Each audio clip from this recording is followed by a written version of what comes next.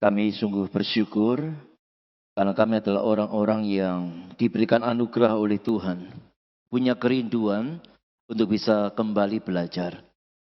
Karena kami sadar ada begitu banyak orang Kristen, ada begitu banyak jemaat yang sama sekali tidak peduli pada hal yang rohani, pada pelajaran firman. Mereka hanya peduli pada urusan jasmani, urusan berkat lahiriah, urusan kekayaan. Mereka tergila-gila dengannya. Tapi kebenaran firman yang rohani, mereka tidak memiliki kerinduan. Kami sadar kalau kami hari ini punya kerinduan untuk belajar. Bukan karena kami lebih baik, tapi semata-mata kami menikmati anugerah-Mu yang luar biasa.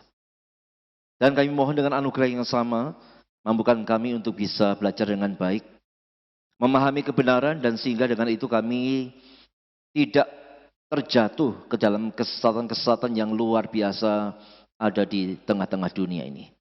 Mampukan kami bisa mendengar, memahami, dan bila kebenaran itu bukan hanya mengubahkan pemikiran dan pengetahuan kami, tetapi juga mempengaruhi hidup kami. Berkatilah kami semua, dalam nama Yesus kami berdoa. Amin. Baik, kita lanjutkan saudara sekalian, masih tentang Kristen dan Katolik, persamaan dan perbedaan, dan kita masih lanjutkan tentang perbedaan. Dan hari ini kita akan membahas satu perbedaan lagi di antara Kristen dan Katolik, yaitu masalah tentang kehidupan setelah kematian, secara khusus tentang apa yang disebut sebagai purgatori, atau nama lainnya adalah api penyucian. Nah begini, Katolik itu percaya bahwa setelah kematian, manusia itu terpisah dalam 3 kelompok atau golongan. Kelompok yang pertama dipercaya itu langsung masuk ke neraka. Lalu kelompok kedua itu langsung masuk ke surga. Tapi ada kelompok yang ketiga. Tidak ke neraka, tidak ke surga, tapi ke purgatori lebih dulu. Ke api penyucian lebih dulu. Ya, jadi sekali lagi, di dalam pengajaran Katolik ada 3 golongan orang setelah meninggal. Langsung ke neraka, langsung ke surga, atau ke purgatori, api penyucian lebih dahulu. Sekarang kita akan lihat pandangan mereka atau dokumen mereka yang menyatakan hal ini tentang yang langsung ke neraka. Dari Katekismus Gereja Katolik nomor 1034. Yesus beberapa kali berbicara tentang Gehenna, yaitu api yang tidak terpadamkan. Itu ayatnya ada di sana. Yang ditentukan untuk mereka yang sampai akhir hidupnya menolak untuk percaya dan bertobat. Tempat jiwa dan badan sekaligus dapat lenyap. Jadi siapakah yang langsung ke neraka? Yaitu yang sampai akhir hidup tidak mau percaya kepada Kristus. Ya, itu langsung ke neraka. Ya, sampai hidup tidak juga mau atau tidak mau juga mengikuti apa yang menjadi ketentuan dari Gereja Katolik bagaimana bisa diselamatkan, dan salah satunya harus melalui baptisan di gereja itu. Kalau tidak, ya langsung ke neraka. Lalu yang kedua, siapa yang langsung ke neraka? Dari Katekismus Gereja Katolik nomor 1035. Ajaran gereja mengatakan bahwa ada neraka. Dan bahwa neraka itu berlangsung sampai selama-lamanya. Jiwa orang-orang yang mati dalam keadaan dosa berat, masuk langsung sesudah kematian ke dunia orang mati. Di mana mereka mengalami siksa neraka, api abadi. Jadi siapa lagi yang matinya langsung ke neraka? Yang melakukan dosa berat. Tadi yang pertama, yang tidak percaya, yang tidak mau dibaptis dalam gereja Katolik, yang tidak percaya Kristus, itu langsung ke neraka. Dan bukan hanya itu, yang melakukan dosa berat. Siapa yang bisa melakukan dosa berat? Bagi orang Katolik adalah mereka yang sudah percaya, bahkan sudah dibaptis di gereja Katolik, tetapi masih melakukan dosa berat. Apa itu dosa berat? Dosa-dosa yang tergolong berat. Apa saja? Ya tergolong berat, ya semua sudah bisa lah, tahu lah ya. Lalu apa saja yang memberatkan? Yaitu ketika dosa yang berat itu dilakukan dengan pengetahuan. Jadi sudah tahu, tetap lakukan. Atau dengan kesengajaan yang penuh. Nah itu dianggap mereka, ya kalau bisa kita ngomong, kehilangan anugerah. Kehilangan keselamatan. Jadi sudah percaya, sudah dibaptis di Katolik, tapi lakukan dosa berat, mati langsung masuk neraka. Lalu yang langsung masuk surga, dari Katekismus Gereja Katolik nomor 1023. Orang yang mati dalam rahmat dan persahabatan Allah dan disucikan sepenuhnya akan hidup selama-lamanya bersama Kristus. Mereka serupa dengan Allah untuk selama-lamanya karena mereka melihat Dia dalam keadaan yang sebenarnya dari muka ke muka. Kami mendefinisikan berkat wewenang apostolik bahwa menurut penetapan Allah yang umum, jiwa-jiwa semua orang kudus dan umat beriman yang lain yang mati sesudah menerima pembaptisan suci Kristus, kalau mereka memang tidak memerlukan suatu penyucian ketika mereka mati. Jadi siapa yang langsung masuk surga? Yang sudah percaya Kristus, yang sudah dibaptis di Gereja Katolik, dan yang dianggap tidak memerlukan penyucian setelah mati.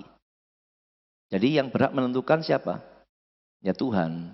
Tuhan kalau lihat ini ya, ini sudah percaya Yesus, sudah dibaptis di Gereja Katolik, kayaknya tidak perlu disucikan, langsung ke surga. Maka biasanya yang dianggap begini adalah para santo, yang dianggap sebagai orang-orang kudus.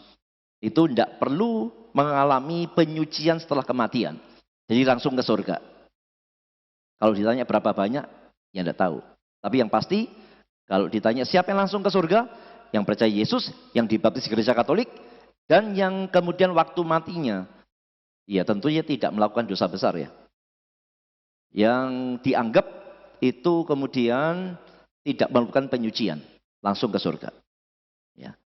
Dan yang ketiga, bukan ke surga, bukan ke neraka, tetapi ada yang masuk ke purgatori. Ini topik kita. Jadi ada yang tidak ke surga, tidak ke neraka, tapi setelah mati itu masuk ke tempat yang namanya purgatori atau api penyucian. Apa itu purgatori? Purgatori adalah keadaan penyucian terakhir bagi jiwa orang yang meninggal dalam rahmat Allah, tapi belum sepenuhnya disucikan dari dosa ringan atau akibat dosa. Artinya, orang tersebut sudah pasti akan diselamatkan, tetapi masih perlu disempurnakan maksudnya, sebelum dapat masuk ke dalam kebahagiaan surgawi yang sempurna. Jadi tadi yang langsung ke neraka siapa? Yang tidak percaya dan tidak dibaptis di Gereja Katolik, mati langsung ke neraka. Yang langsung ke surga siapa? Yang percaya, yang sudah dibaptis di Gereja Katolik, dan yang waktu mati dianggap tidak perlu disucikan. Lalu yang ke purgatori siapa? Yang sudah percaya, yang sudah dibaptis di Gereja Katolik, itu artinya meninggal dalam rahmat Allah. Itu percaya Yesus, juga ditentukan juga oleh baptisannya. Karena di dalam Katolik, baptisan itu menyelamatkan. Baptisan itu membawa orang ke dalam iman, kira-kira begitu. Ya.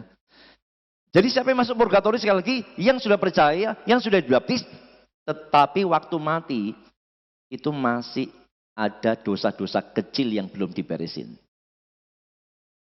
Nah, dosa-dosa kecil yang belum diberesin, ini tidak bisa dibawa langsung ke surga.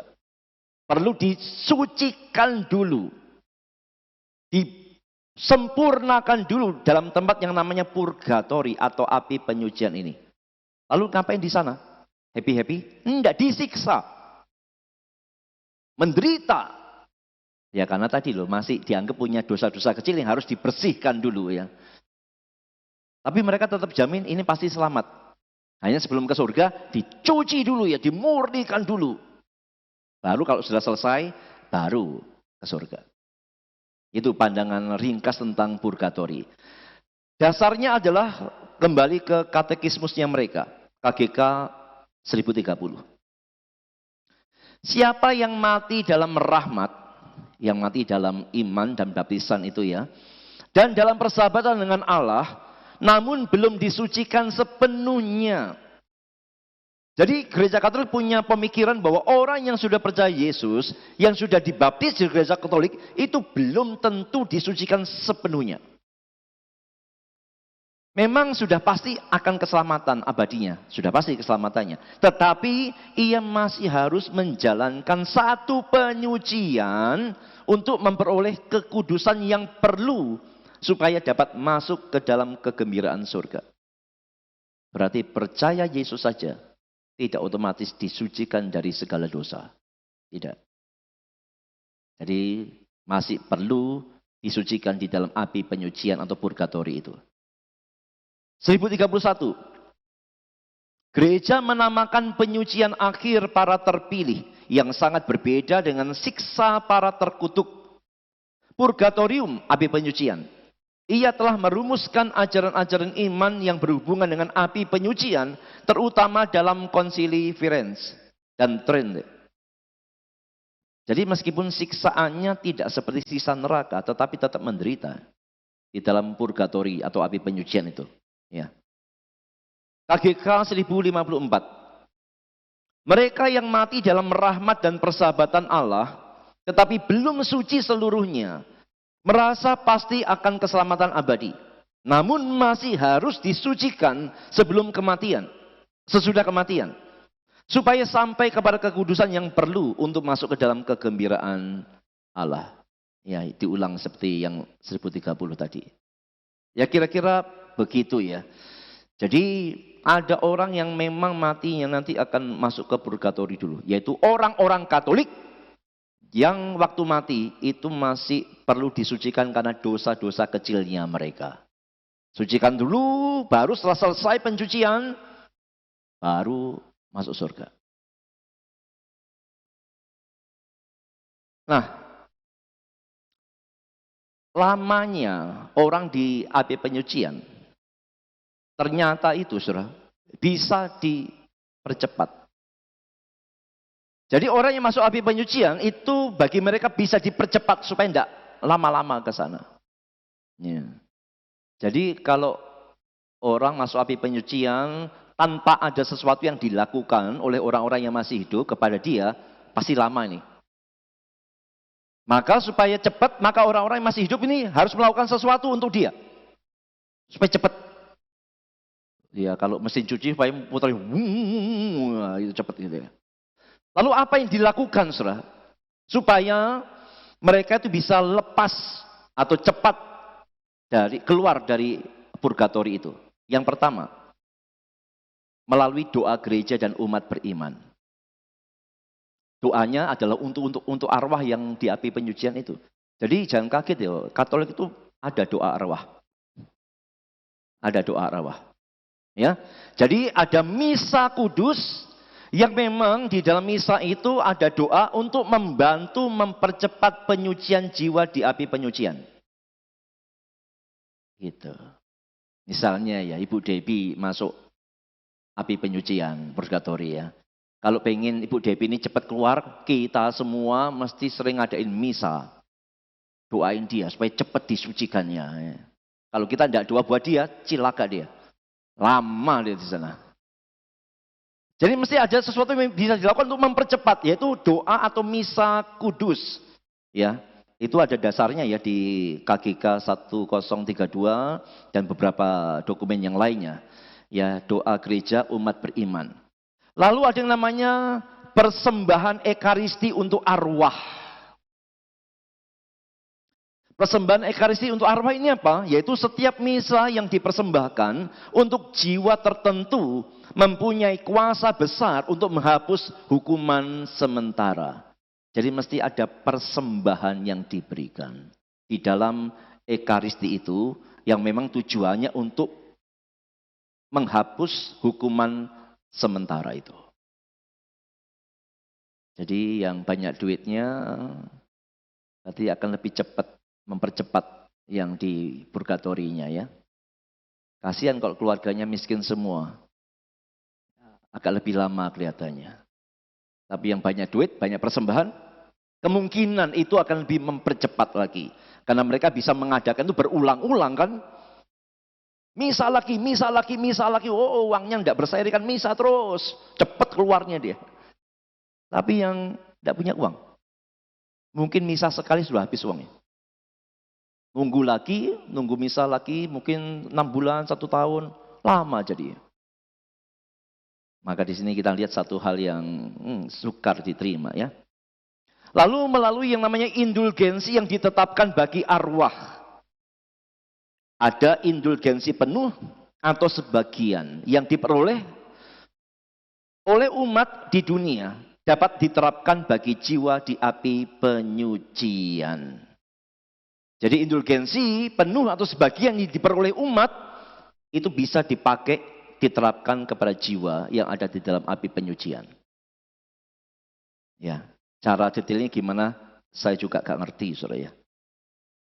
Lalu apalagi yang bisa mempercepat keluarnya orang dari purgatori, yaitu adanya amal kasih dan doa pribadi.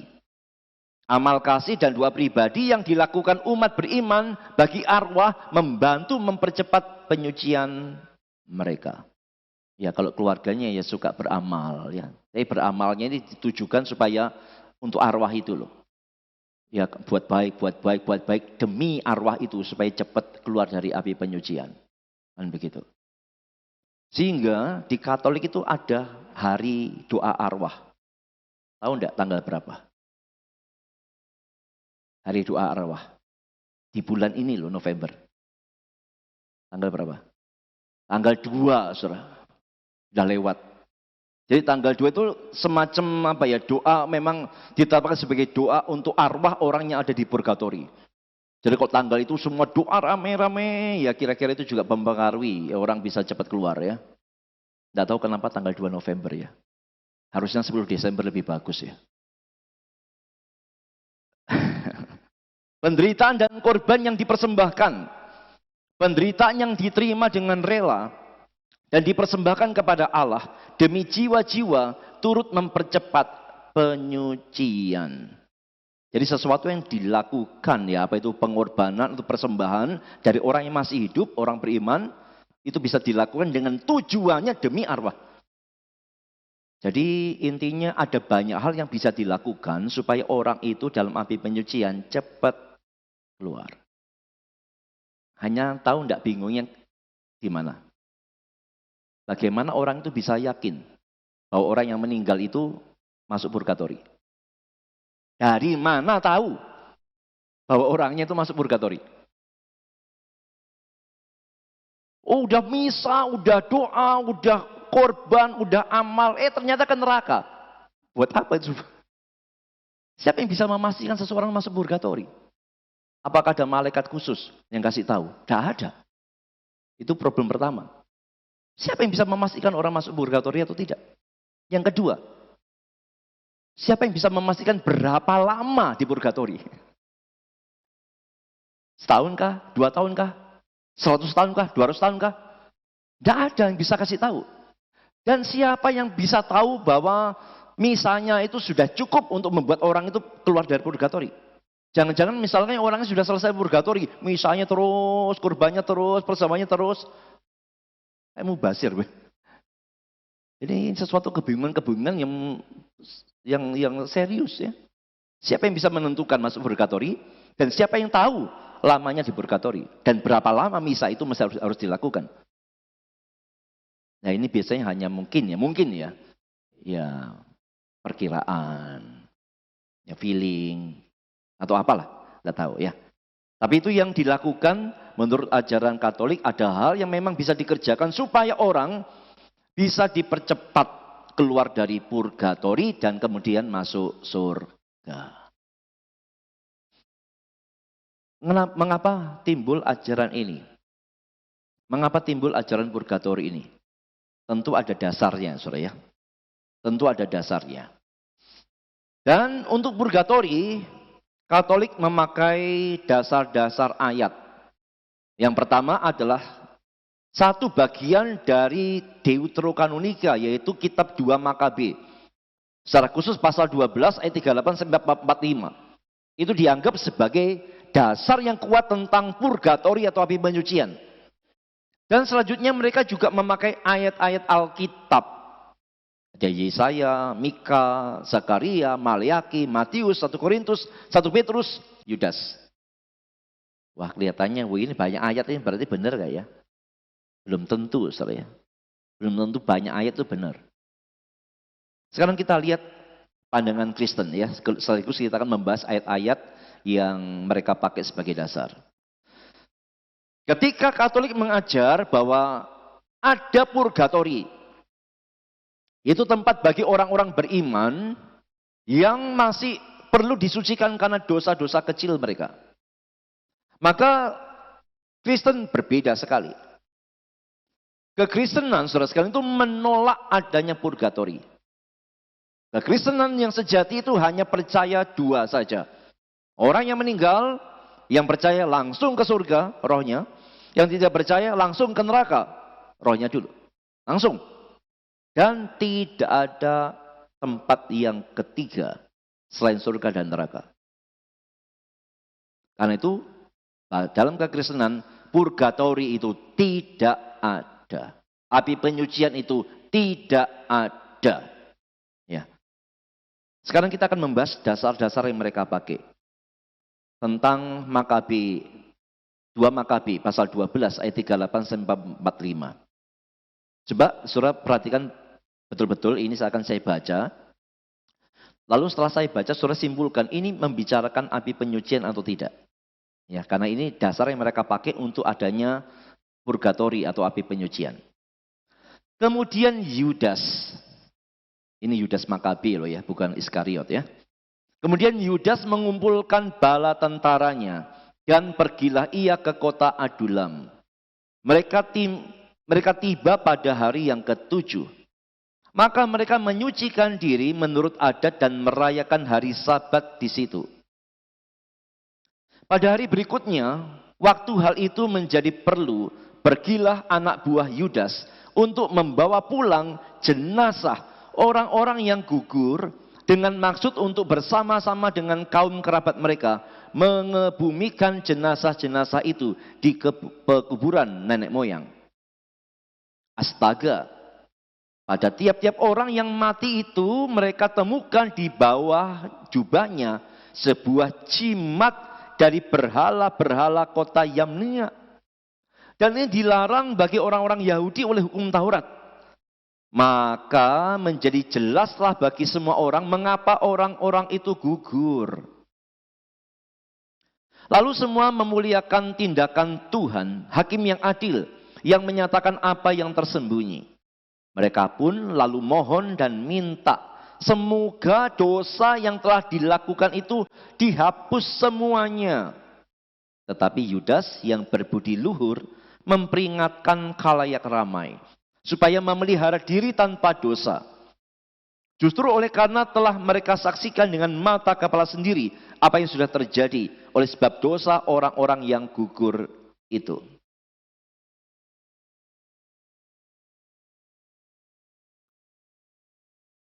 Ayat 43. Kemudian dikumpulkannya uang di tengah-tengah pasukan.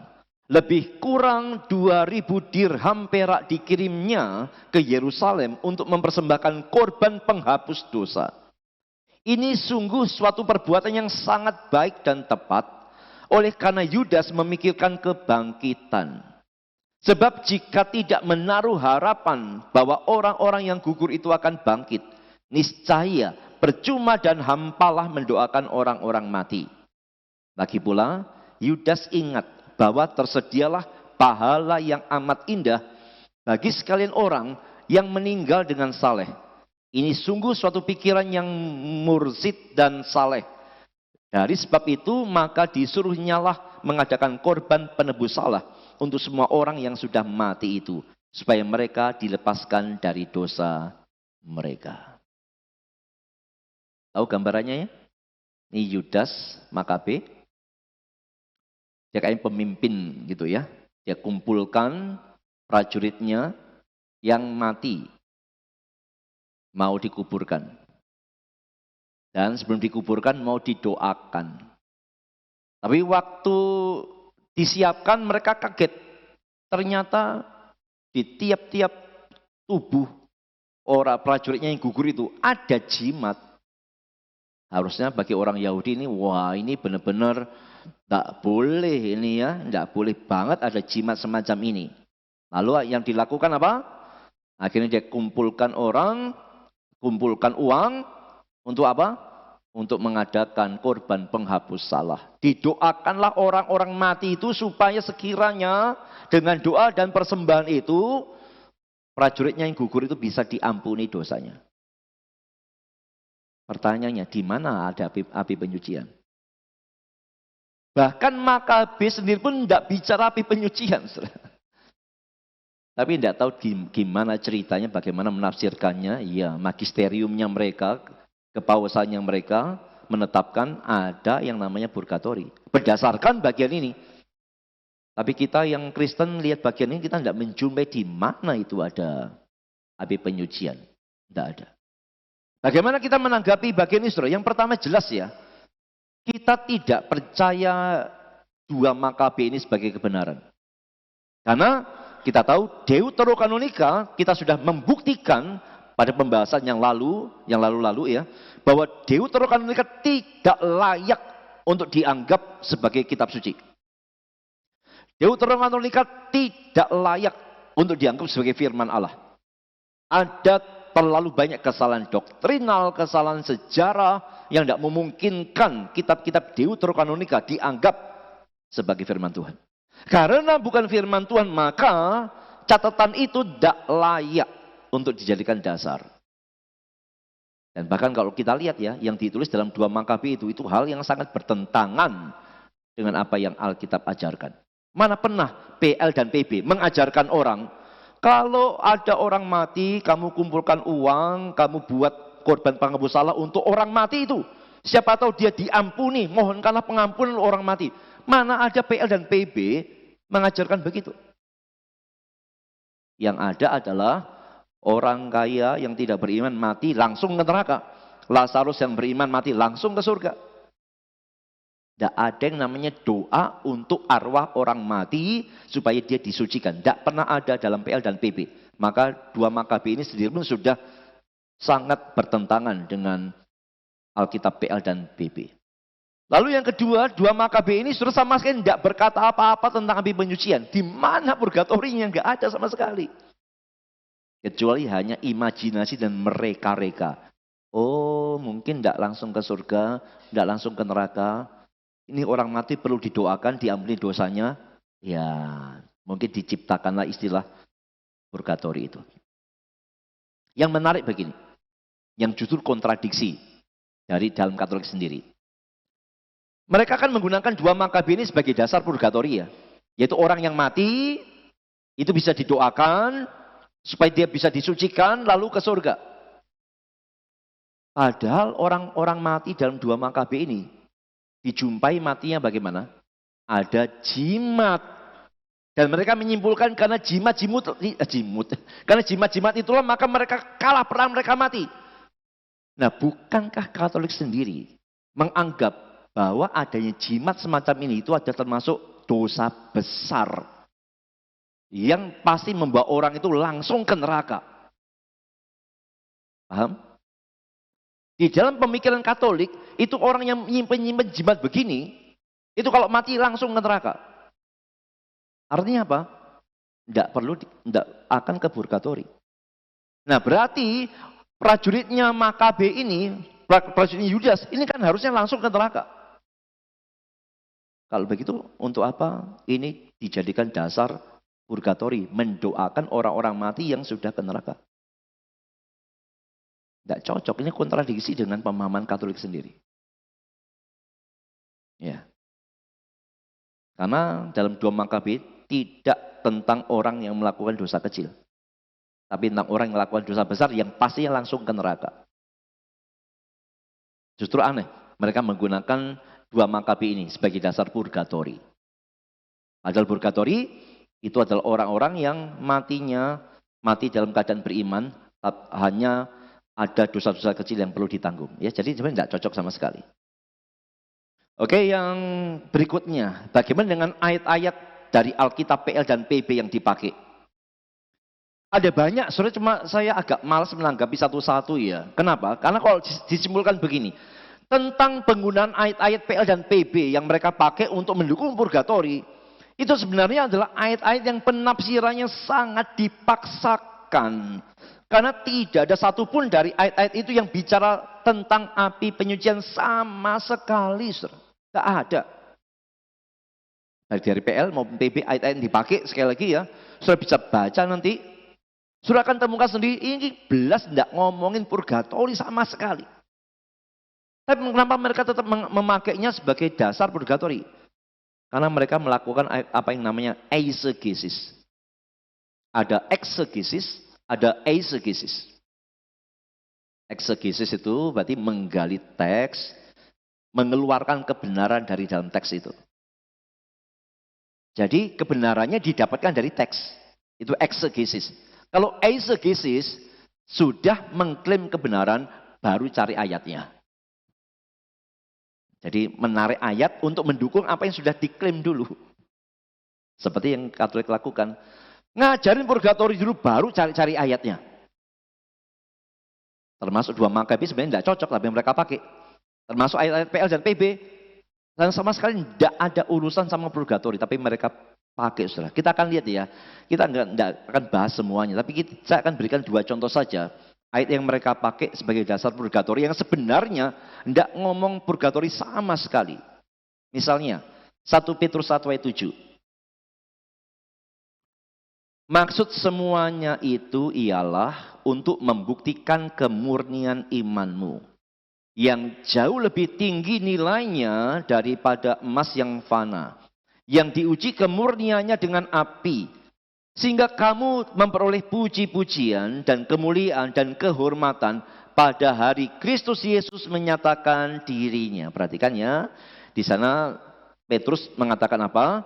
Maksud semuanya ini, maksud pergumulan penderitaan itu, membuktikan kemurnian imanmu yang jauh lebih tinggi nilainya daripada emas yang fana, yang diuji kemurniannya dengan api.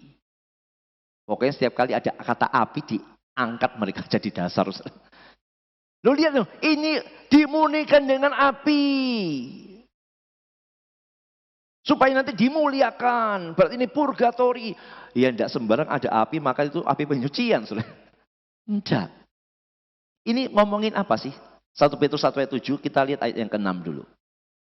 Bergembiralah akan hal itu, sekalipun sekarang ini kamu seketika harus berduka cita oleh berbagai-bagai pencobaan. Jadi yang Petrus ngomongin ini apa sih? Bukan setelah orang itu mati. Yang lagi Petrus ngomongin adalah orang-orang Kristen yang selama di dalam dunia mengalami penderitaan karena iman, mengalami pencobaan karena iman. Petrus memberikan penghiburan. Kamu jangan takut, kamu jangan berduka cita. Kamu harus tetap semangat. Karena penderitaan dan pencobaan yang kamu alami karena iman ini, itu memurnikan kamu. Jadi dimurnikannya di mana? Di dunia ini selama masih hidup melalui pencobaan itu. Bukan dimurnikan di api penyucian. Ini mah terlalu deh. Ya. Terlalu maksain asal ada kata api dianggap api penyucian. Jadi semua ini yang dicatat oleh Petrus itu terjadi saat orang itu masih hidup di dunia. Bukan setelah mati di api penyucian. Tidak sama sekali. Ya. Ini berarti ngambil satu ayat dilepaskan dari konteksnya. Ya. Ini contoh yang pertama. Contoh yang kedua. Yudas 22 ayat 22 dan 23a. Tunjukkanlah belas kasihan kepada mereka yang ragu-ragu. Selamatkanlah mereka dengan jalan merampas mereka dari api. Oh, asal ada kata api, udah api penyucian ya. Rampas mereka dari api penyucian. Doakan mereka, kasih misa, persembahan, beramal. Sebenarnya yang Yudas maksudnya apa sih? Apakah penyucian? Sama sekali tidak. Yang Yudas maksudkan di sini adalah untuk kita itu berbelas kasihan kepada orang berdosa yang masih ragu-ragu. Ragu-ragu tentang kekristenan, ragu-ragu tentang Injil. Bagaimana Caranya tentu dengan memberitakan Injil kepada mereka. Dengan demikian, kalau mereka percaya, mereka akan diselamatkan dari api neraka. Jadi ini sama sekali tidak ada hubungannya dengan api penyucian. Sama sekali. Ini Yudas lagi ngomong, kalau kamu lihat orang-orang yang berdosa, kamu tergeraklah dengan belas kasihan. Kamu rampas mereka dari api dengan cara apa? Beritakan Injil. Bukan dirampas dari api penyucian, bukan. Karena orang berdosa itu kan memang sudah di bawah murka Allah. Ya. Maka perlu belas kasihan bagi mereka untuk segera menarik mereka dari api neraka. Itu sebagai gambaran urgensitas pemberitaan Injil. Sama sekali tidak ngomongin api penyucian. Dan yang sama berlaku untuk ayat-ayat yang lain, saudara. Ya. Untuk ayat yang sama, terlalu dipaksakan. Ya. Jadi sekali lagi, baik 2 Makabe maupun ayat-ayat PL dan PB sama sekali tidak membicarakan purgatori. Berikutnya, kekristenan menolak purgatori. Itu yang membedakan kita dengan Katolik, ya. Kenapa? Karena purgatori itu bertentangan dengan Ibrani pasal 2 ayat 14 dan 15. Purgatori bertentangan dengan Ibrani pasal 2 ayat 14 dan 15. Kita lihat ayatnya.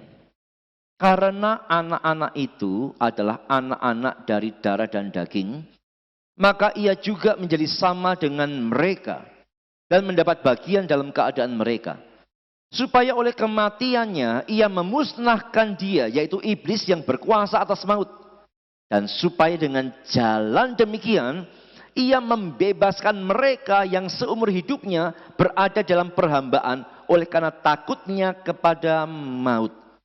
Ibrani pasal 2 ini menekankan apa? Pengorbanan Yesus itu membebaskan manusia yang diperhamba oleh ketakutan terhadap maut. Benar-benar dibebaskan dari rasa takut terhadap maut. Melalui apa? Melalui salib Kristus. Purgatori pasti bertentangan dengan ini, saudara. Kenapa? Kalau boleh jujur ya, harusnya orang-orang yang percaya purgatori itu mestinya hidup dalam ketakutan. Wah, masih banyak dosa kecilnya. Masih banyak dosa kecil. Kecil. Wah, mati langsung ke surga. Dicuci dulu ya, dibakar dulu ya, disucikan dulu. Siapa tidak ngeri, saudara? Dan bahkan ada orang yang mengatakan itu di purgatori bisa berabad-abad loh. Bukan cuma seminggu 2 minggu loh. Bisa berabad-abad loh. Tergantung banyaknya dosa kecilnya. Ingat saudara ya. Kalau kita belajar ya, kita ingat dosa itu bukan hanya hal yang jahat yang dilakukan kan.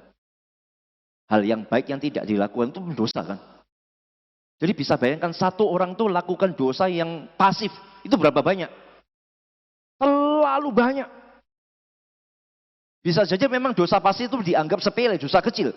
Tapi itu disucikan dalam api penyucian itu bisa berabad-abad. Harusnya orang yang percaya purgatori tidak bisa tidur tenang mestinya. Wah, kalau malam ini aku dipanggil Tuhan. Waduh, gak langsung ke surga ya. Aku tidak layak ke surga. Aku di purgatori dulu. Ngeri. Padahal Injil itu sama sekali tidak membicarakan kengerian ya. Injil membicarakan sukacita. Ya. Ibrani mengatakan Yesus hadir untuk melenyapkan rasa takut terhadap maut. Karena Yesus sudah mengalami maut itu. Purgatori sangat berbeda dengan berita Injil yang semacam itu. John MacArthur tentang Ibrani 2 ayat 14 dan 15 mengatakan begini. Ibrani 2 ayat 14 dan 15 menyatakan bahwa Kristus membebaskan kita dari ketakutan akan maut. Jika maut masih menyisakan penyiksaan bagi orang percaya, seperti purgatori, maka janji ini sia-sia. Kristus telah menanggung seluruh murka Allah. Tidak tersisa lagi sedikit pun bagi orang pilihannya. Berita purgatori dengan berita Injil itu sangat bertolak belakang. Berita purgatori itu menghantui orang dengan rasa takut. Wah, aku tidak layak ke surga, masih banyak dosa kecil yang aku mesti dibersihkan, disucikan. Aduh. Berita Injil, Yesus datang menanggung maut, melenyapkan rasa takutmu, membebaskanmu dari seluruh penghukuman apapun tentang dosamu. Benar-benar berita kemerdekaan, kebebasan. Ya. Jadi di YouTube kita itu cukup ya orang-orang berespon cukup keras ya. Tidak banyak sih ya. Hanya belasan. Ya kalau orang-orang itu nonton lagi, pilih mana? Injil memberitahu, Yesus sudah menanggung seluruh maut untuk membebaskan engkau dari seluruh kemungkinan apapun.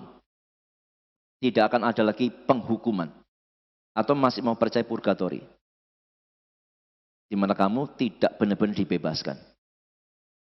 Dan mesti setelah mati nanti mengalami penderitaan demikian rupa. Kalau saya pilih Injil. Injil mengatakan Yesus sudah menanggung seluruh murka Allah. Tidak tersisa lagi sedikit pun bagi diriku. Kamu? Kamu akan tanggung sendiri di dalam purgatori. Ya silakan. Ya. Kita lihat komentar dari R.C. Sproul. Kematian Kristus mematahkan kuasa maut dan menghapus segala hutang. Tidak ada penebusan tambahan di luar karya salib. Purgatori bukanlah kelanjutan dari kasih Allah, tetapi pengingkaran terhadap cukupnya salib. Dan bahkan bisa dikatakan purgatori itu penghinaan terhadap karya salib. Bagaimana tidak menghina? Dianggap Yesusnya belum cukup untuk membereskan. Maka perlu dibereskan di dalam purgatori. Karena Yesus dianggap belum cukup. Maka perlu seorang itu kemudian dicuci lagi, dibersihkan lagi dengan penderitaan dalam purgatori. Ya jadi, karena itulah kita menolak ya, karena ini sangat tidak sejalan dengan Injil yang sejati. Yang berikutnya, kenapa kita menolak purgatori? Karena purgatori bertentangan dengan karya keselamatan Kristus yang sempurna. Sekali lagi, purgatori, api penyucian itu sangat bertentangan dengan karya keselamatan Kristus yang sempurna. Semua ingat ya, Yohanes 19 ayat 30. Sebuah seruan di atas salib. Yaitu, sudah selesai. Yesus sendiri ngomong, sudah selesai. Tapi Yesus ngomong sudah selesai, Katolik ngomong belum selesai. Perlu disucikan dulu dalam purgatori. Mau percaya yang mana? Percaya Yesus yang ngomong sudah selesai, atau percaya Katolik yang mengatakan kalau kamu masih ada dosa-dosa kecilmu, kamu belum selesai. Perlu di purgatori. Saya lebih percaya kata-kata Yesus. Kita lihat ya, kata sudah selesai itu penting saudara sini ya. Dalam bahasa Yunani, tetelestai, sudah selesai. Itu merupakan bentuk perfect tense. Ya. Sehingga kalau dalam bahasa Inggris diterjemahkan, itu telah selesai. Telah selesai. Nah, perhatikan, bentuk perfect tense semacam ini, itu sangat penting saudara. Tenses yang semacam itu membicarakan suatu tindakan yang terjadi pada masa lampau, yang telah diselesaikan pada masa lampau, tapi hasil dari tindakan itu tetap ada. Maksudnya begini, jadi dalam Yohanes 19 ayat 30, waktu Yesus mengatakan sudah selesai, dan dipakai tensesnya itu perfect, ya, itu artinya adalah Yesus yang sudah lakukan itu sudah selesai pada masa lalu. Dan sampai saat ini tetap sudah selesai. Dulu sudah selesai, sekarang sudah selesai, dan sampai kapanpun sudah selesai. Itu artinya begitu. Kalau purgatori mungkin enggak ya. Dulu selesai, sekarang tunggu dulu. Nanti belum selesai, masih masuk penyucian dulu. Tapi tidak dengan kalimat Yesus. Sudah selesai. Ya. Pendeta Budi Asali mengatakan begini, kita harus bersandar pada pekerjaan Kristus yang sudah selesai ini. Bukan pada pekerjaan kita sendiri yang belum selesai dan yang tidak akan pernah selesai. Jadi dosa mana lagi yang menyebabkan orang harus masuk api penyucian ataupun neraka? Kalau Yesus sudah ngomong sudah selesai. Di bagian lain Alkitab mengatakan sudah lunas. Maka dosa mana lagi yang akan menyebabkan seseorang yang percaya itu perlu dicuci dalam api penyucian? Tidak ada. Kecuali Yesus waktu disalib ngomong hampir selesai. Nah, beda lagi. Kalau hampir selesai berarti belum selesai. Ya mungkin api penyucian benar ya. Hampir selesai, ini hampir dikit lagi. Cuma tinggal dosa-dosa kecilmu kamu tanggung sendiri ya. Enggak, Yesus ngomong sudah selesai. Sudah lunas. Karena itu dia bukan hanya mati, dia bangkit, dia naik ke surga. Itu membuktikan benar-benar sudah selesai. Kalau belum selesai, Yesus akan hanya mati, tidak akan bangkit. Dan tidak akan naik. Kalau belum selesai, berarti pembayaran itu akan tetap dituntut Bapa. Yesusnya tidak boleh bangkit, Yesusnya tidak boleh naik. Tapi kita lihat, Alkitab mengatakan dia mati, dia bangkit, dia naik. Sudah selesai, sudah beres. Suatu pemikiran yang bisa memberikan penghiburan pada semua peristiwa. Berdiri paling jelas di hadapan pernyataan yang terkenal ini. Kita tidak perlu takut bahwa dosa atau iblis atau hukum Taurat akan menghukum kita pada hari terakhir.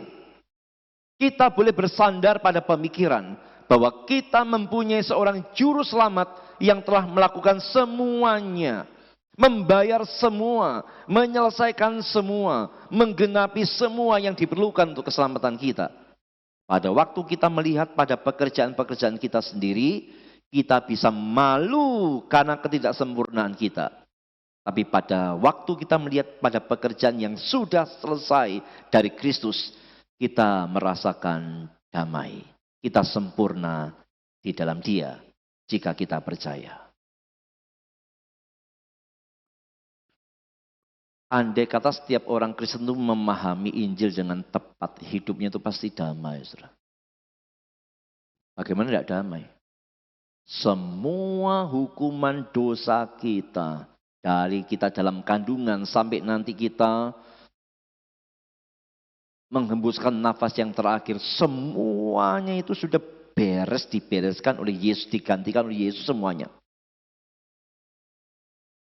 Lalu pertanyaannya, hukuman dosa mana lagi yang menakutkan kita? Selain hanya ada sukacita dan damai. Karena Yesus sudah membereskan semua itu. Ya. The Bible Exposition Commentary. Sudah selesai. Di dalam teks Yunani adalah tetelestai.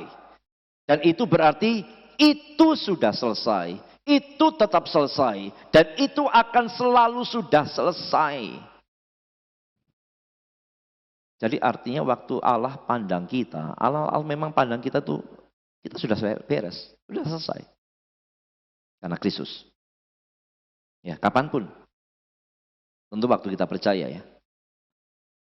Suatu waktu ada seorang penginjil yang bernama Alexander Wooten. Dia didatangi oleh seorang muda yang bertanya begini. Apa yang harus aku lakukan supaya selamat? Wooten menjawab, sudah terlambat. Lalu meneruskan pekerjaannya. Orang muda itu jadi takut. Waduh, terlambat. Apakah kamu memaksudkan bahwa sudah terlambat bagiku untuk diselamatkan? Ya bertanya. Tidak adakah sesuatu yang bisa aku lakukan? Terlambat, kata Wooten. Itu sudah dilakukan. Satu-satunya hal yang bisa kamu lakukan adalah percaya. Menarik ya? Ada orang tanya sama penginjil ini. Apa yang harus aku lakukan supaya aku selamat? Penginjil yang ngomong, terlambat kamu. Aduh, kacau, waduh terlambat. Berarti tidak selamat dong. Apa sih yang harus aku lakukan? Terlambat, semua sudah dilakukan. Yang satu yang bisa kamu lakukan adalah percaya. Tahu kan maksudnya? Karena semua sudah dilakukan oleh Yesus. Sudah selesai oleh Yesus. Yang kita lakukan hanyalah percaya. Tapi kalau purgatori belum selesai. Mau pilih mana? Sudah selesai atau belum selesai? Arthur W. Pink. Ini ada kisah menarik juga dalam tulisannya ya. Sudah selesai. Apakah kamu sungguh-sungguh mempercayainya? Atau apakah kamu sedang berusaha untuk menambahi sesuatu dari dirimu sendiri padanya, dan dengan demikian layak mendapat kebaikan Allah? Beberapa tahun lalu seorang petani Kristen sangat prihatin pada seorang tukang kayu yang belum selamat. Petani itu berusaha untuk menyatakan di depan tetangganya Injil dari kasih karunia Allah. Dan menjelaskan bagaimana pekerjaan Kristus yang sudah selesai itu cukup bagi jiwanya untuk disandari. Tetapi si tukang kayu bersikeras dalam kepercayaan bahwa ia sendiri harus melakukan sesuatu. Jadi si petani ini PI sama si tukang kayu ya. Semua sudah dibereskan sama Yesus. Percayalah kepada Yesus. Si tukang kayu ngomong, enggak lah, aku harus lakukan sesuatu lah. Gitu. Suatu hari si petani meminta si tukang kayu untuk membuat baginya sebuah pintu gerbang. Dan pada waktu pintu gerbang itu sudah siap, ia membawanya ke dalam mobilnya. Ia mengatur supaya si tukang kayu singgah padanya pagi berikutnya dan melihat pintu gerbang itu pada waktu pintu gerbang itu tergantung di ladang. Pada saat yang telah ditetapkan, si tukang kayu datang dan kaget mendapati si petani berdiri dengan kapak yang tajam di tangannya. Apa yang kamu lakukan? Ia bertanya.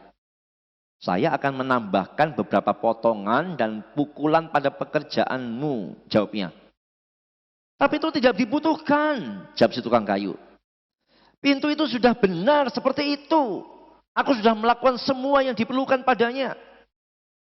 Si petani tidak memperhatikan, tetapi mengangkat kapaknya dan menyayat dan membacok pintu gerbang itu sampai rusak seluruhnya.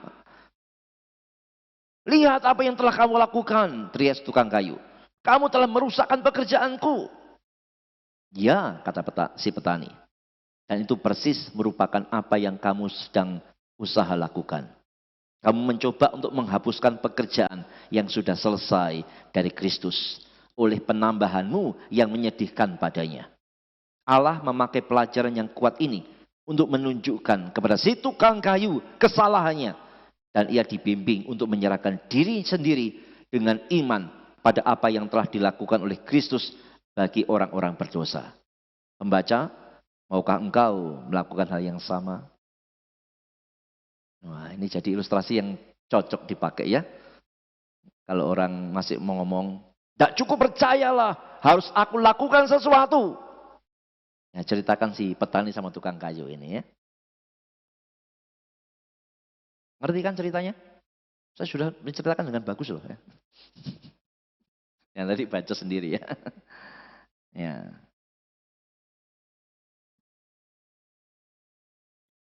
Charles Spurgeon tentang sudah selesai ini ya. Hendaklah kita mempublikasikannya. Anak-anak Allah, engkau yang oleh iman menerima Kristus sebagai semua dalam semua bagimu. Ceritakanlah setiap hari dalam hidupmu bahwa itu sudah selesai. Ayo beritakan, sudah selesai. Yesus sudah selesai menebus hidupmu, menggantikan hukuman dosamu. Allah tidak meminta ataupun menerima korban lain apapun daripada korban yang diberikan oleh Kristus. Sekali untuk selama-lamanya di atas kayu salib. Mengapa menambahkan pada apa yang sudah selesai? Alkitab sudah selesai. Ia yang menambahinya akan dihapuskan namanya dari kitab kehidupan dan dari kota kudus. Penebusan Kristus sudah selesai.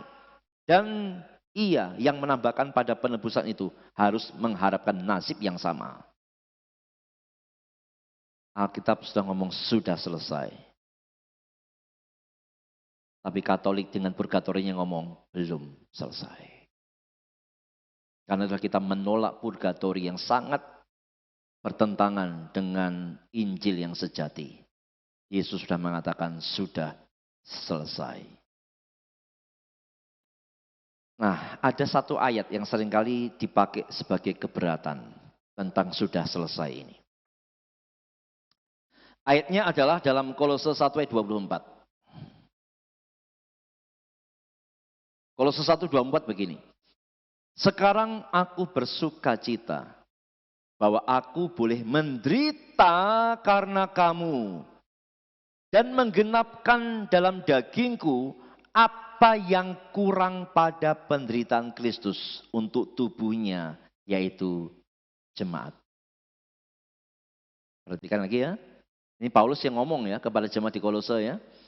Sekarang aku bersuka cita bahwa aku boleh menderita karena kamu dan menggenapkan dalam dagingku apa yang kurang pada penderitaan Kristus untuk tubuhnya, yaitu jemaat. Jadi apa yang Paulus pengen ngomong?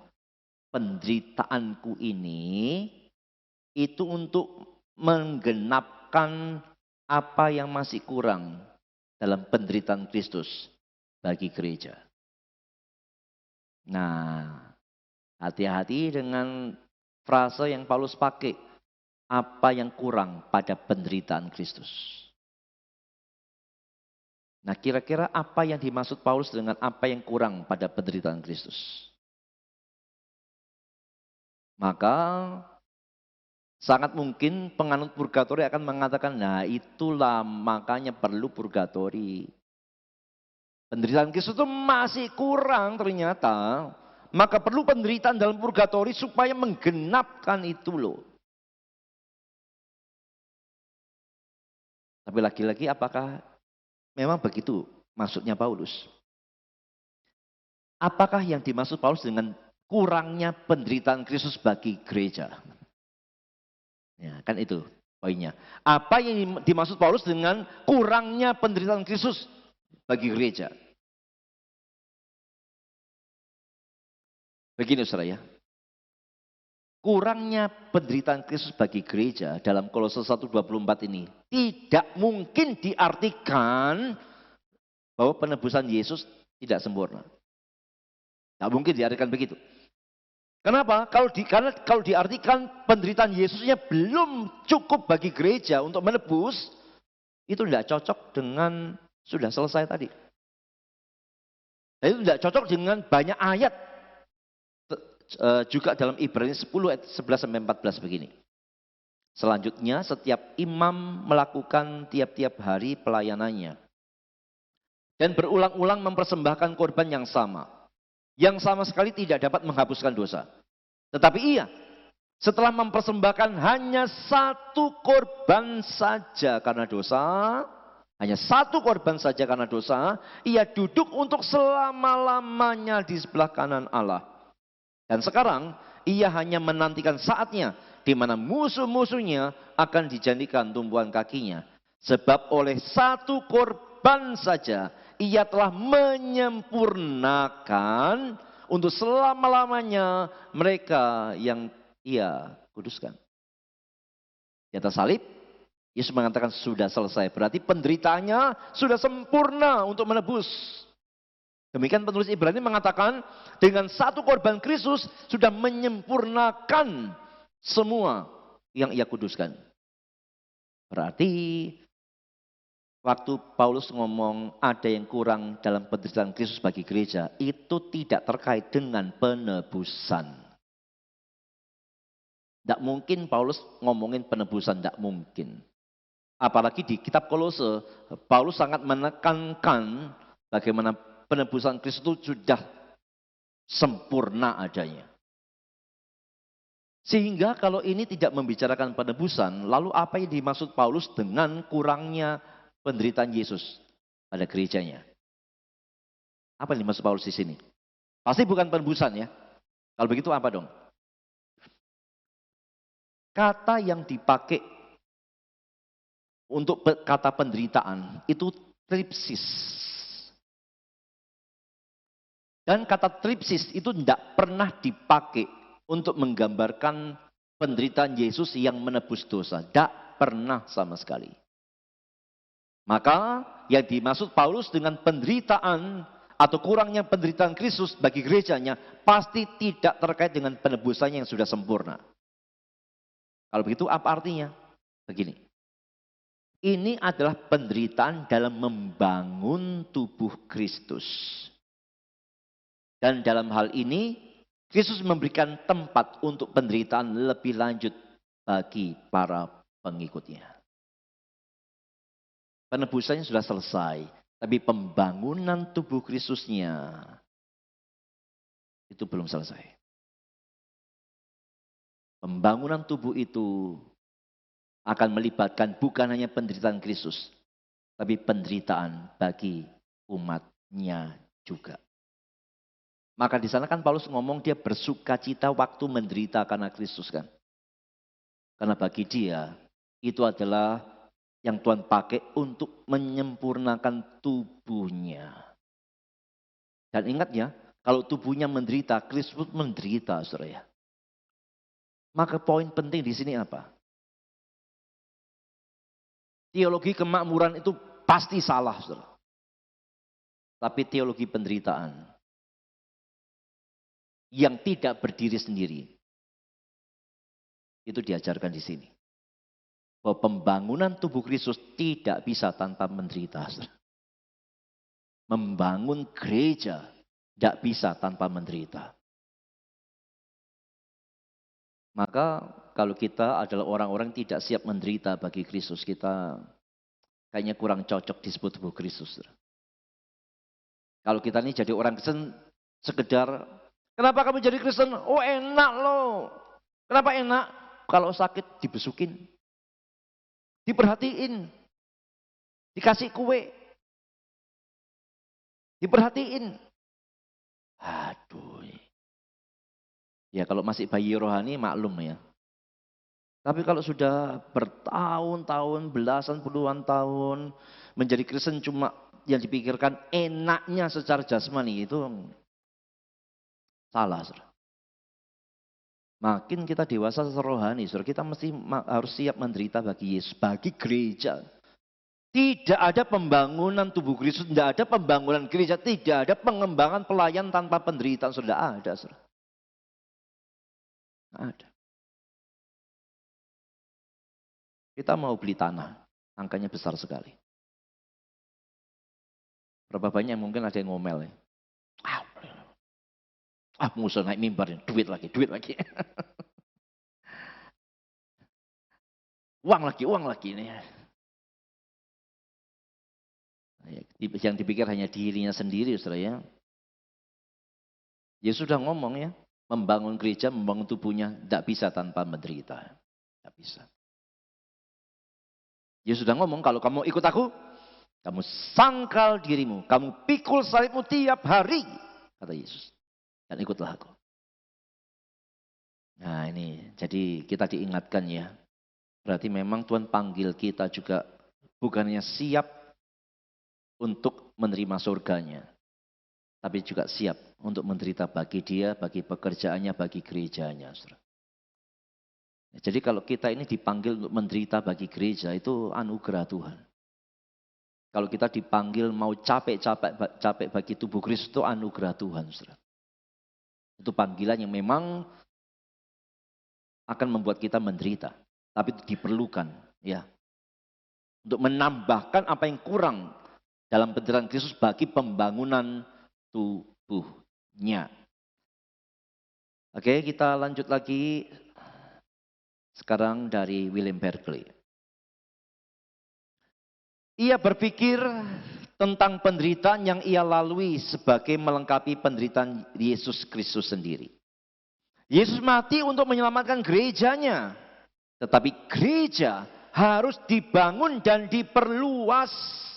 Itu harus dijaga agar tetap kuat dan murni dan benar. Karena itu, setiap orang yang melayani gereja dengan memperluas batasan-batasannya, meneguhkan imannya, menyelamatkannya dari kesalahan, sedang melakukan pekerjaan Kristus. Dan jika pelayanan seperti itu mencakup penderitaan dan pengorbanan, penderitaan itu memenuhkan dan mengambil bagian dalam penderitaan Kristus. Maka Paulus ngomong di Korintus apa? Jerih payahmu di dalam persekutuan dengan Tuhan tidak pernah sia-sia. Penderitaanmu, pengorbananmu, rasa sakitmu, rasa lelahmu bagi tubuh Kristus tidak akan pernah sia-sia. Itu menambahkan penderitaan Kristus untuk membangun gerejanya. Ya. Oke, sekarang kita lanjut lagi bagian yang mengapa kita menolak purgatori ya. Jelas karena purgatori atau api penyucian itu adalah ajaran yang didasarkan pada keselamatan melalui perbuatan baik. Itu jelas menentang sola gratia ya. Kita diselamatkan hanya anugerah. Tapi adanya purgatori itu jelas berdasar dari ajaran keselamatan melalui perbuatan baik. Kenapa bisa begitu? Ya jelaslah kalau kamu tidak pengen masuk purgatori, kamu jangan lakukan dosa besar. Kamu jangan lakukan dosa kecil. Kamu jangan buat dosa. Kamu harus begini, harus begitu, lakukan sesuatu supaya kamu jangan sampai masuk sana. Kalau sudah masuk sana, orang lain harus melakukan sesuatu untuk kamu. Jadi ini berkaitan dengan keselamatan yang dikaitkan dengan apa yang dia perbuat dan apa yang orang lain perbuat bagi dia. Itu kan jelas adalah keselamatan berdasarkan perbuatan. Purgatori tidak terhindarkan untuk disimpulkan bahwa keselamatan itu melalui perbuatan. Dan Alkitab sangat mengecam akan konsep keselamatan yang semacam ini. Ya. Galatia 2 ayat 16 dan 21. Kamu tahu bahwa tidak seorang pun dibenarkan oleh karena melakukan hukum Taurat. Tetapi hanya oleh karena iman dalam Kristus Yesus. Sebab itu kami pun telah percaya kepada Kristus Yesus. Supaya kami dibenarkan oleh karena iman dalam Kristus. Dan bukan karena melakukan hukum Taurat. Sebab tidak ada seorang pun yang dibenarkan oleh karena melakukan hukum Taurat. Aku tidak menolak kasih karunia Allah.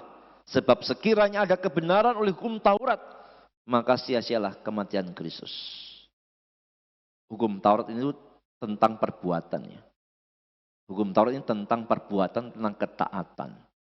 Kalau ada orang yang bisa dibenarkan karena perbuatannya, karena ketaatannya, maka Paulus ngomong sia-sia kematian Yesus.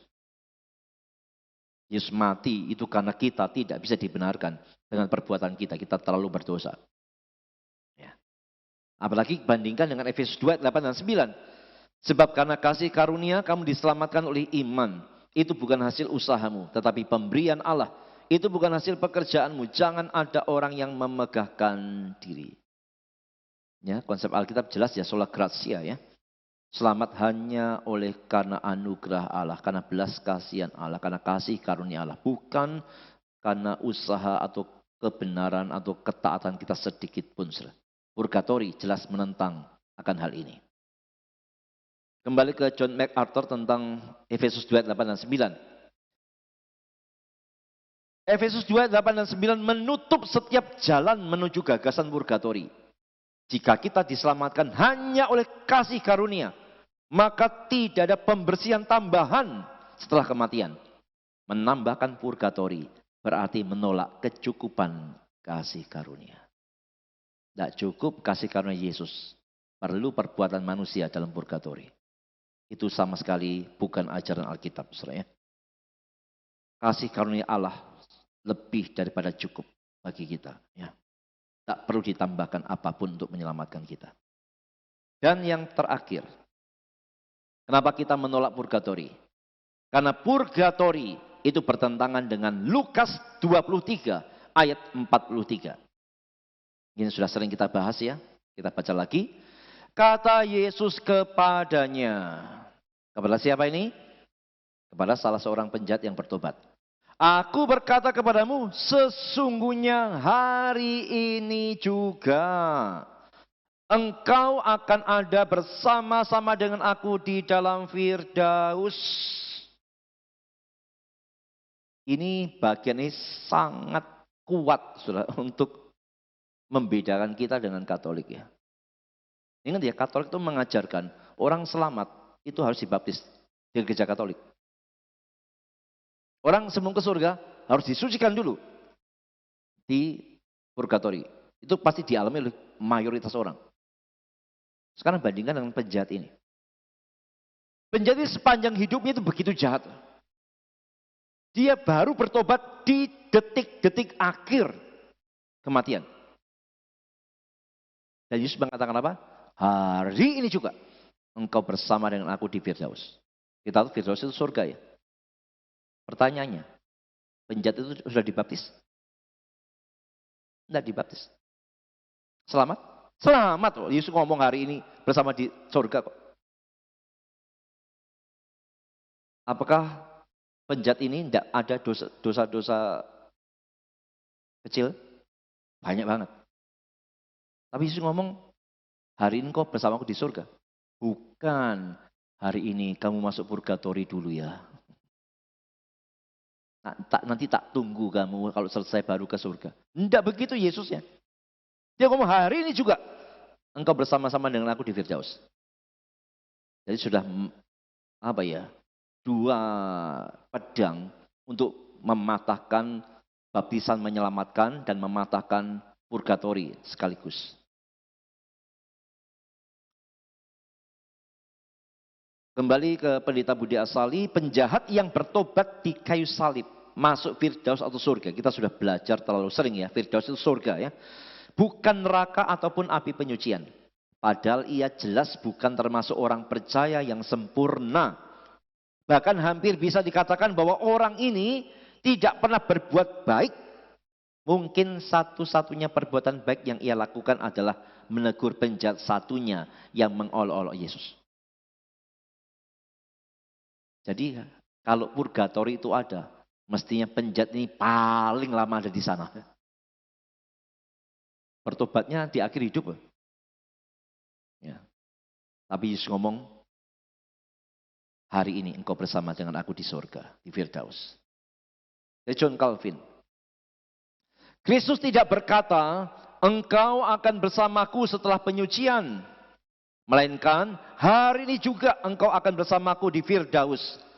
Dari kata-kata ini jelas bahwa jiwa orang benar setelah kematian langsung masuk ke dalam kebahagiaan kekal. Maka apa yang disebut api penyucian hanyalah rekaan manusia yang meniadakan kepenuhan anugerah Kristus. Hal yang sama dikatakan Charles Spurgeon. Hari ini juga, bukan besok, bukan setelah masa penyucian, bukan setelah penderitaan sementara, tetapi hari ini juga engkau akan bersamaku di Firdaus. Jika penjahat yang baru percaya dapat langsung masuk ke surga, maka siapakah yang berani menambahkan api penyucian sebagai syarat keselamatan? Ya. Dan dari Loren Buetner.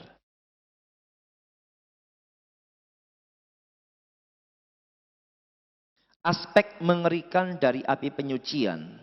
Karena orang-orang suci yang sebenarnya, mungkin santa atau santo, yang bisa lolos dari rasa sakit dari api penyucian.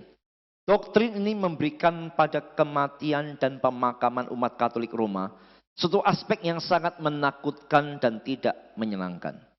Di bawah bayang-bayang doktrin seperti itu, kematian bukanlah seperti yang dalam Protestan yang Injili merupakan kedatangan Kristus untuk orang yang dicintainya.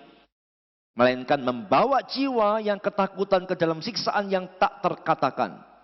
Tidak mengherankan bahwa jutaan orang yang lahir dalam gereja Katolik Roma yang hampir tidak mengetahui apapun tentang Alkitab, tetapi mempercayai tanpa menanyakan doktrin-doktrin gereja mereka, hidup dan mati dalam ketakutan akan kematian, dalam ketakutan akan menghabiskan waktu yang tidak diketahui jumlah tahunnya dalam rasa sakit dan penderitaan di tempat yang disebut api penyucian itu.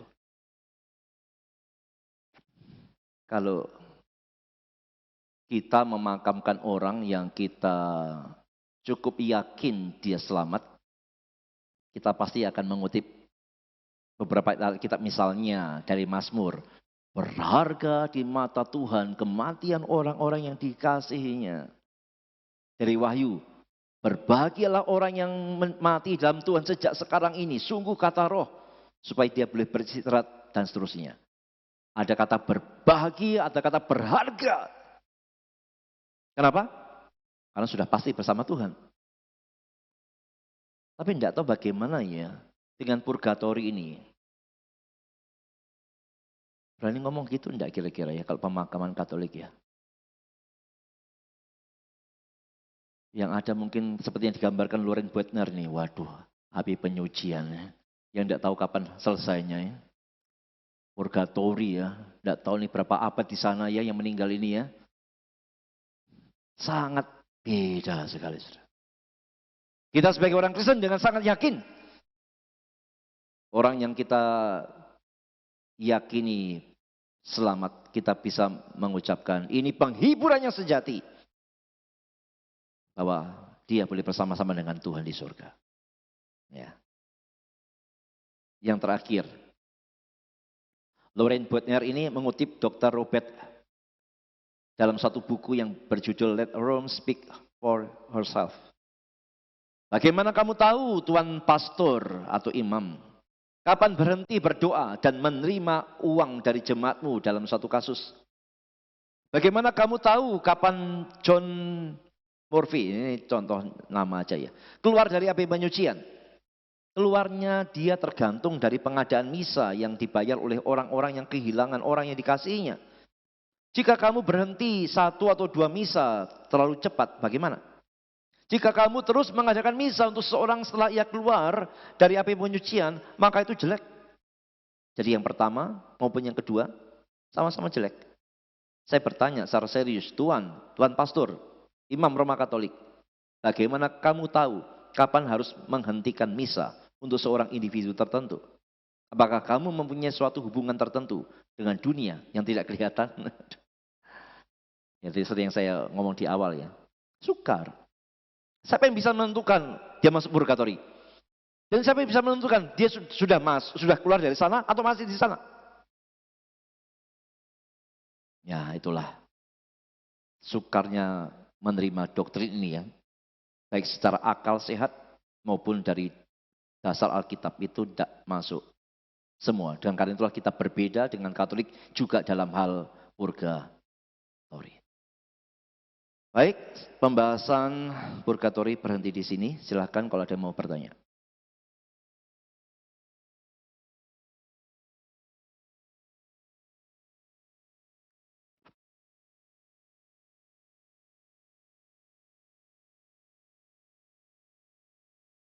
Wah, contoh Stephen mau tanya ya.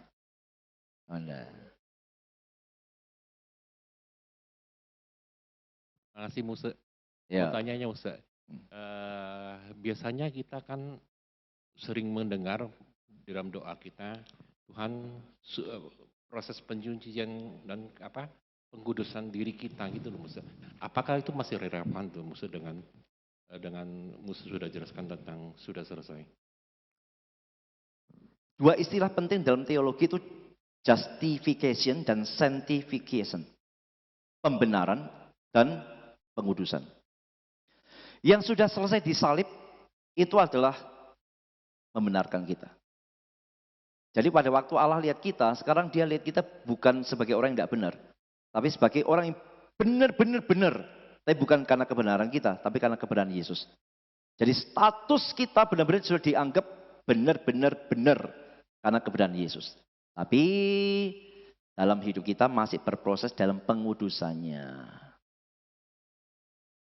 Pengudusan ini untuk apa? Untuk kesempurnaan hidup kita. Bukan tentang tidak pasti ke surga. Sudah pasti ke surga. Tapi selama dalam dunia ini proses pengudusan terus berlangsung. Lalu apa yang membedakan dengan purgatori? Purgatori pengudusannya setelah mati. Bagi kita pengudusannya dalam dunia ini. Begitu kita meninggal dunia kita disempurnakan langsung. Jadi yang diselesaikan Yesus adalah semua hukuman dosa kita dan membuat kita kemudian dibenarkan di hadapan Tuhan.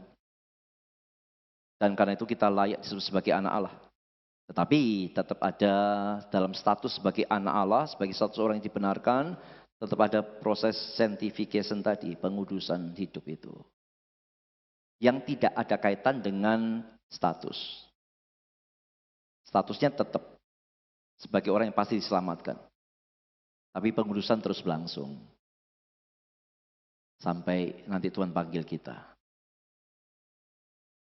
Gitu. Purgatori kita di dalam dunia ya musuhnya. Iya, tidak ada lagi pengudusan setelah mati, tidak ada. Kalau di purgatori kan pengudusannya setelah mati, dicuci gitu.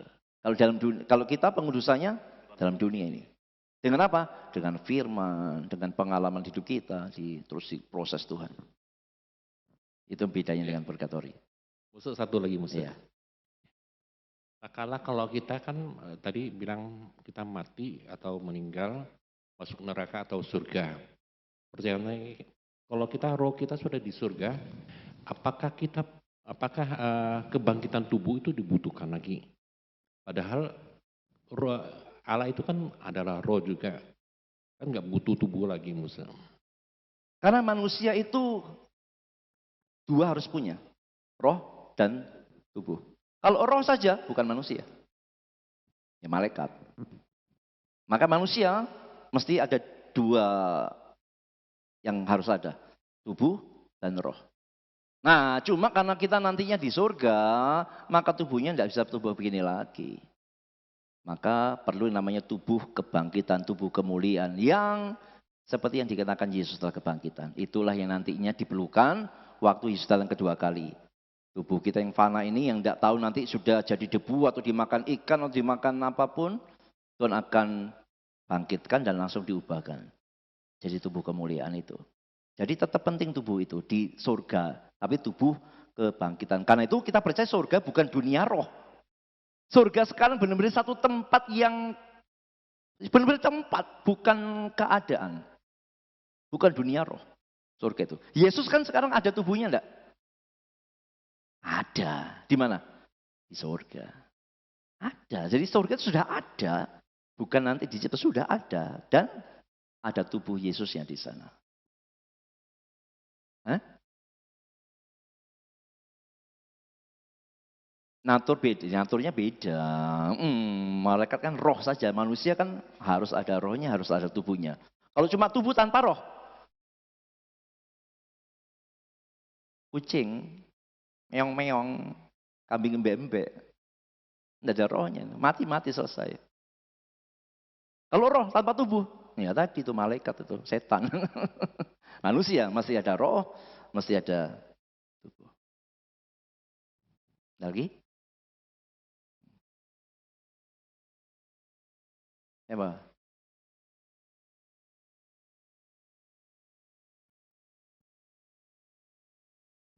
Ya, makasih. Apakah kita tidak perlu merevisi ya untuk kata-kata Katolik itu ya Pak ya?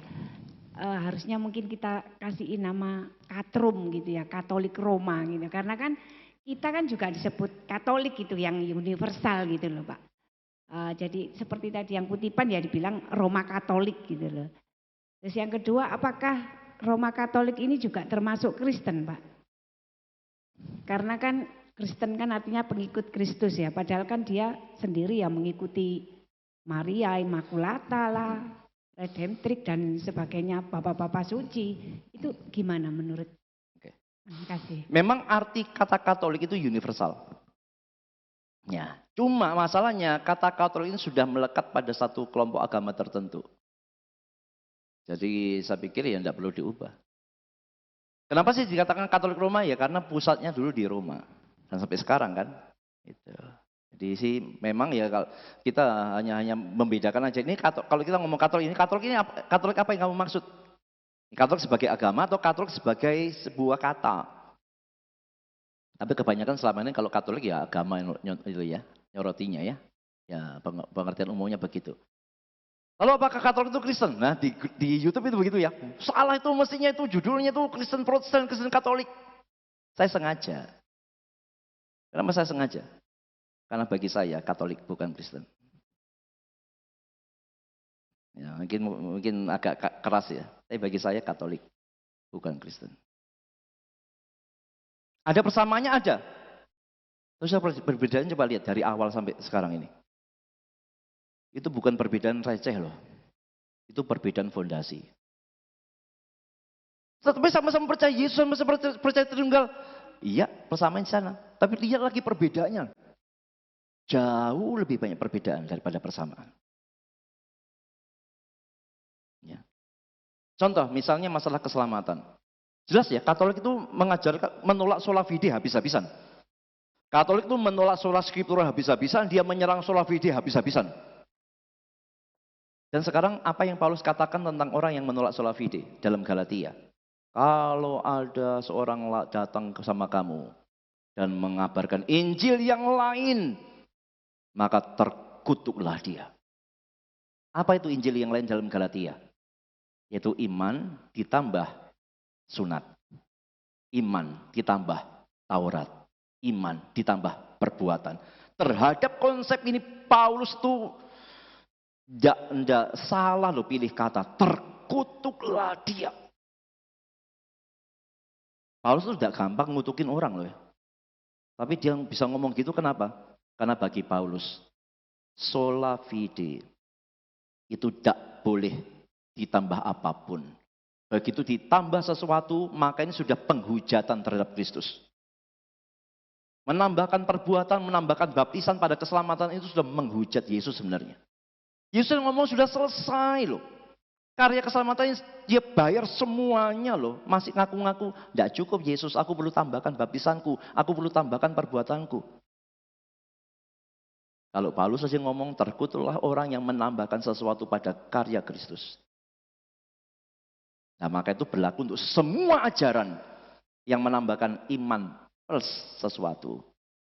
Itu kalimat terkutuk, itu juga bagi mereka. Ya dalam hal ini Katolik memang terang-terangan begitu. Sola fide dihajar habis-habisan sama mereka.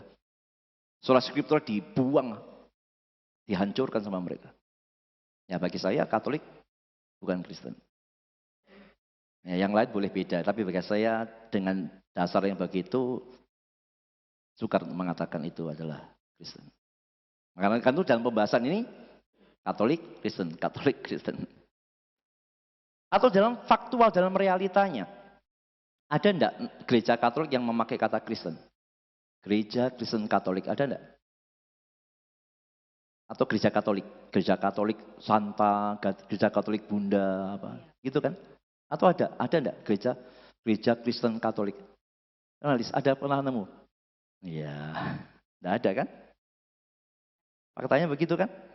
Iya, jadi baik secara faktual di negara kita maupun dalam pengertian yang doktrinal tadi, ya ada persamaan tapi cukup banyak perbedaan yang sangat fondasi. Kira-kira begitu. Ya. Apakah bisa disebut bidat gitu? Itu sebenarnya akan ending pembahasan kita, saya akan tanya begitu nanti. Oh. Dulu saya akan mau tanya kepada semua yang ikut, setelah kita mengakhiri semua ini, ini termasuk bidat atau tidak? Kita simpen dulu lah ya. Oke. Iya. Boleh enggak kita kalau Natal juga ngucapin selamat Natal gitu sama mereka, sedangkan ya itu tadi dalam fundamentalnya sudah berbeda sekali. Termasuk mereka juga ini enggak kita ucapin selamat Natal. Selamat Natal kan sebenarnya selamat kelahiran Kristus ya. Siapapun yang percaya pada kelahiran Kristus ya boleh kita ucapin. Iya. Kecuali selamatnya selamat yang lain ya. Selamat kamu pasti selamat. Nah itu ya. Kalau selamat Natal kayak selamat merayakan kan mereka juga mengakui kelahiran Kristus ya, tidak salah ya. Oke, mari kita berdoa ya.